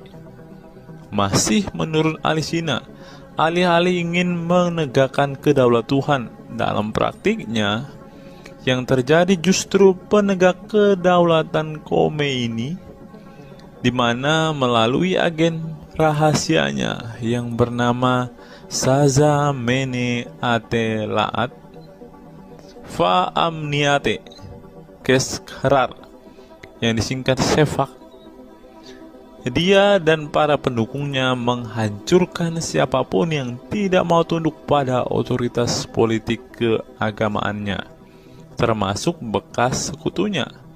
Maka pada saat Imam Khomeini berkuasa, kata Sina, nyawa pun menjadi sangat murah. Ribuan orang Irak dibunuh sebagai efek perang. Teluk antara Iran-Irak, ribuan pengikut Bahai Faith disiksa dengan tuduhan murtad, dan ribuan penduduk Iran yang menolak otoritas politik dan agama sang imam di penjara. Nasib kaum perempuan lebih tragis lagi. Sebelum dibunuh, mereka diperkosa oleh tentara syariat dengan alasan sebagai imbalan pembangkangan kepada sang Ayatollah sekaligus tiket menuju surga. Oh, ngeri teman-teman, tiket menuju surga. Peristiwa tragis semasa rezim Khomeini ini membuat Ali Sina trauma dan kehilangan kepercayaan terhadap Islam sehingga ia memilih murtad. Sekarang ia mendirikan Faith Freedom Foundation untuk mengadvokasi orang-orang yang ingin meninggalkan Islam. Selain Ali Sina, pengalaman getir juga dialami oleh Abul Qasim Bangladesh, Sherak Malik Pakistan, Anwar Saik Pakistan Bertain, Nadia dari Maroko, Samia Libina dari Tunisia, Azad dari India, dan masih banyak lagi. Setelah mengalami dan menyaksikan sejumlah peristiwa tragis kekerasan agama yang dilakukan kaum muslim radikal di negara mereka, mereka kemudian hijrah ke iman yang baru. Memang tidak bisa dipungkiri di negara-negara berbasis Islam itu telah terjadi sejumlah peristiwa sadis yang dilakukan sekelompok rezim muslim militan dan kaum radikal agama demi ambisi politik kekuasaan mereka. Atas nama agama dan penegakan syariat Islam, mereka melakukan serangkaian teror dan kekerasan terhadap kelompok minoritas dan lawan-lawan politik agamanya. Penulis perempuan Mesir Bat Ye'or telah menunjukkan dengan baik sebagian dari sejarah gelap radikalisme kelompok militan konservatif terhadap kaum minoritas ini dalam buku The Decline of Eastern Christianity Under Islam From Jihad to Dhimmitud. Dalam buku ini, dia berpendapat bahwa konsep dhimmi, khususnya Kristen dan Yahudi yang secara literal mengacu pada definisi protected people, orang-orang yang dilindungi, dalam realitasnya justru menjadi kelompok yang diperas, dieksploitasi karena di samping dipaksa membayar pajak pada pemerintah, mereka tidak pernah menikmati hak-hak sipil sebagai warga negara. Di negara-negara berbasis syariat Islam, mereka memang menjadi warga negara kelas 2, kalau bukan malah tidak berkelas lagi. Wah. Tidak hanya non-muslim saja, kaum muslim yang kebetulan berseberangan dengan ideologi dan aliran keagamaan rezim penguasa, baik rezim Sunni maupun Syiah, juga mendapat perlakuan kejam dan diskriminatif. Sebagian dari kaum muslim yang dizolimi oleh rezim Islam ekstrim ini masih bertahan memeluk Islam. Tetapi sebagian lain lebih memilih kabur ke negeri lain dan emoh memeluk Islam lagi. Ilustrasi di atas merupakan peringatan keras sekaligus memberi pelajaran berharga bagi umat Islam. Dengarnya saudara-saudara Islam, khususnya kelompok muslim militan konservatif yang selama ini getol berdakwah dengan cara-cara kekerasan dan intoleran. Perilaku brutal dan aksi-aksi kekerasan yang mereka lakukan tidak hanya menyebabkan simpati publik terhadap kaum muslim merosot, atau melorotnya tingkat kepercayaan publik terhadap Islam sebagai agama damai, toleran, pluralis, dan rahmatan lil alamin. Tetapi lebih dari itu, tindakan konyol kaum radikal agama ini telah menyebabkan pemurtadan sebagian umat Islam itu sendiri. Kedepan kaum muslim harus menebarkan Islam dengan cara-cara damai, santun, dan toleran, bukan dengan tindakan keras, kasar, dan intoleran yang justru merugikan Islam dan kaum muslim itu sendiri. Jika memang Islam itu agama rahmat bagi alam semesta, maka buktikan itu dengan tindakan nyata. Wallahu alam bishawab. Nah, itulah fakta-fakta yang bisa saya sampaikan pada kesempatan hari ini, teman-teman. Kiranya fakta-fakta ini dapat membuat kita semua sebagai umat Kristen semakin bersemangat berdoa, terlebih memberitakan Injil kepada saudara-saudara muslim kita yang benar-benar rindu, yang benar-benar ingin dan haus mendengarkan kabar baik, teman-teman. Karena Alkitab memang mengatakan ada orang-orang yang hatinya sudah tertutup untuk Injil dan mereka tidak akan pernah mendengarkan kabar baik itu. Bagi saudara-saudara muslimku, segeralah murtad, karena sesuai dengan apa yang kita bacakan hari ini, banyak sekali fakta-fakta yang di luar nalar yang bisa menjadi alasan kalian untuk meninggalkan agama Islam. Apa pendapat teman-teman setelah menyimak video ini? Silahkan tuliskan komentar waras teman-teman di kolom komentar video ini, agar banyak orang semakin waras dan semakin sadar bahwa hanya Yesuslah satu-satunya Tuhan dan Juru Selamat. Hanya Yesuslah satu-satunya yang menyediakan surga bagi setiap orang yang percaya kepadanya. Salam waras, salam sadar. Sampai bertemu di video-video kita berikutnya. God be with you all.